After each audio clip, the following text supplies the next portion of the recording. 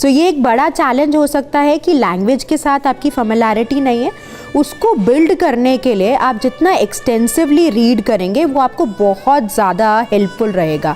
तो कोशिश करिए वेरिड रीडिंग करिए। इसको ऐसे समझिए कि don't just stick to one topic, read articles from different backgrounds because eventually in CAT you will be getting the topics, the passages which come from various areas. तो कई बार बच्चों का होता है कि मैम हिस्ट्री के पैसेजेस नहीं पढ़े जाते हमसे, या मैम हमसे इकोनॉमिक्स तो पढ़वा लो, हमसे साइंस बेस्ड पैसेज नहीं होंगे।